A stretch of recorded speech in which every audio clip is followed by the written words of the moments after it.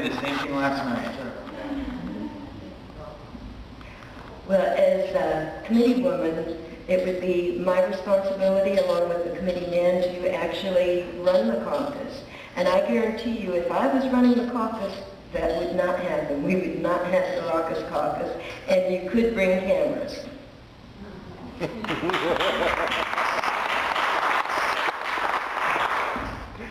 We'll go Kenny, you'll be after Kenny.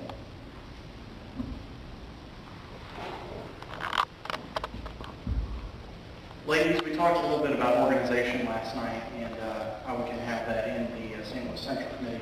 My question is not about organization tonight, it is how in the Republican Party, how can we unify everyone?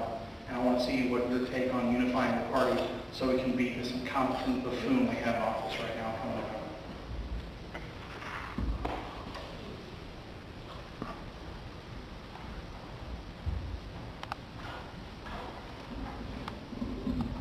I would say a couple of the most important things would be what is so obviously lacking even in this room is young people.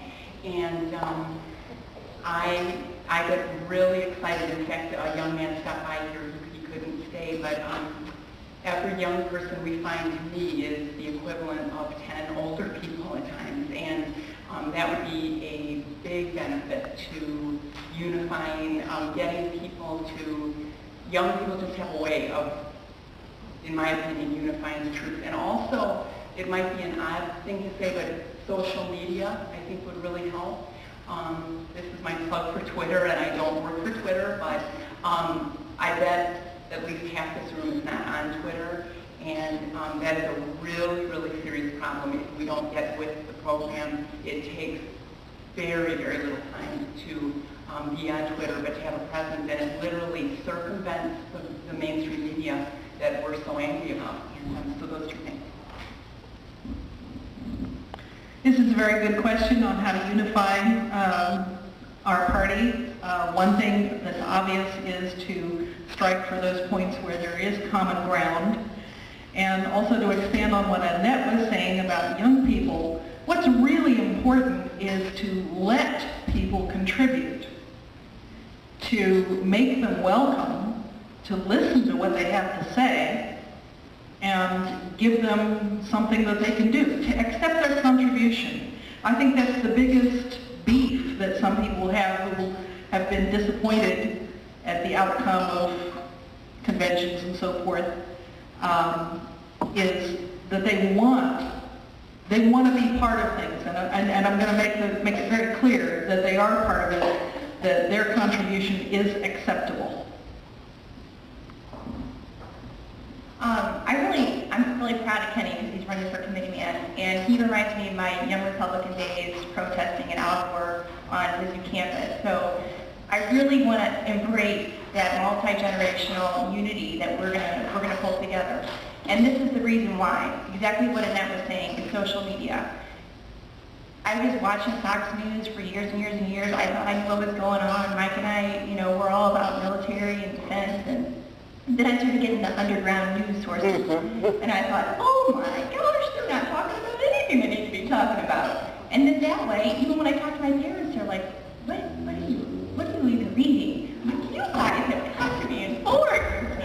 So I know I'm preaching to the choir here, but we are going to spread that message, and I will not stop until we have reached everyone we can in our townships, the door-to-door, social networking. And I want those township meetings to be exciting, not just waiting for the next politician to show up, but have real discussions about issues we need to talk about now. I think social media is... One thing that the Democrats would love would be to see our party splintered. Well, I guarantee you that especially after the Supreme Court ruling today, we are united. And we are going to come back. We've wakened the sleeping giant, and we do have common ground that we're all going to fight together and get our freedoms, our independence back. We will do whatever it takes to take back our country and be able to live our lives peace without government regulations hanging over our heads. Another way that we can bring unity to our party is, again, as they said, having good communication with each other. We can all agree to disagree on minor things, but the important things will always stand, and those are the principles of our party.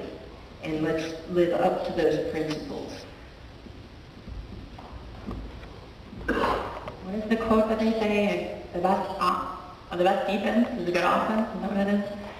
I think that that's kind of where we need to go with the unifying of the party. And I feel like as Republicans, we're always like batting off things rather than being the ones bringing the things to the table. So we really need to get together on an issue that can combat a lot of these problems that we have, that is a real solution. We talk about things like lower taxes. Well, why do we need lower taxes? Because we have high taxes. Why do we need less intrusion in our health care? Well, because we have intrusion in our health care. So what's the solution? When are we going to bring something to the table that is a real problem solver? I think that would definitely help unify the party. I think we had a question right here.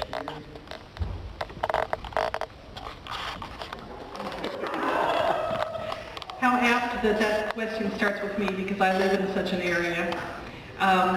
Just as an example, one of the campaigns that I worked on was a nonpartisan campaign for Paulette Carr for councilwoman or council member of U City Council.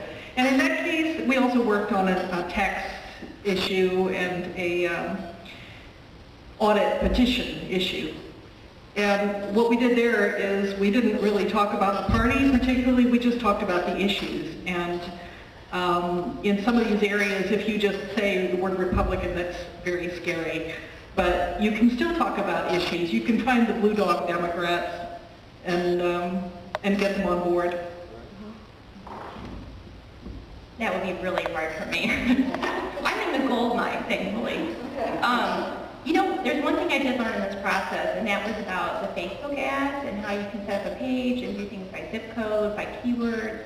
That would be a good starting place for social media. The other thing I think is important is when I talked about having issues at the township meetings, I'm learning about Saul Alinsky and how he phrases things so that progressiveness sounds intriguing and exciting. Like, there is a way to learn to talk to liberals and end up converting them over to your side. It's hard to gut through those books because I get so angry and I throw them down, but there is a way. I think engaging with the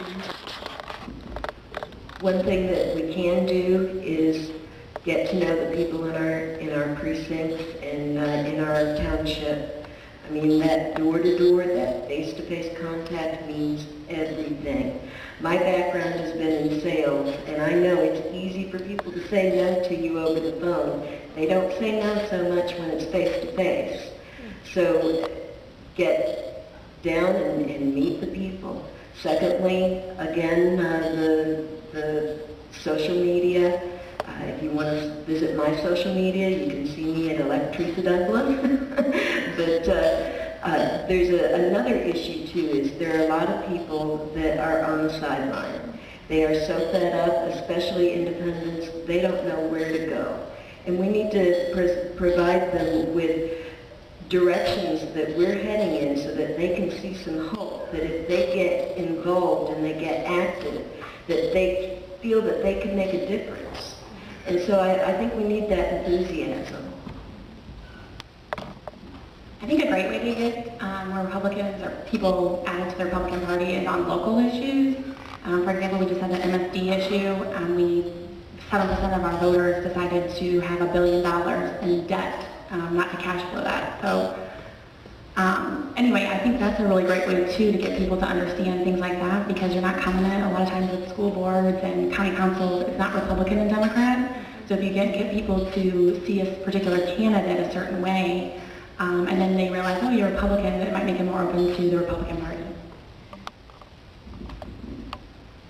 Let's see, I would say that I've learned a lot from, I'll admit, I've learned a lot from Paul Curtman, but if you try to remove the party label from it, it's surprising how many people are conservatives and they don't realize it.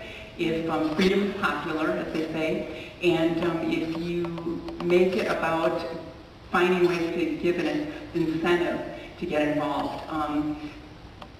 Also, piggybacking on what my sister said, there's no telepathy going on here, but how she was talking about appeal, and honestly, I'm not criticizing our party because I am a loyal Republican, but there is little appeal at the meetings.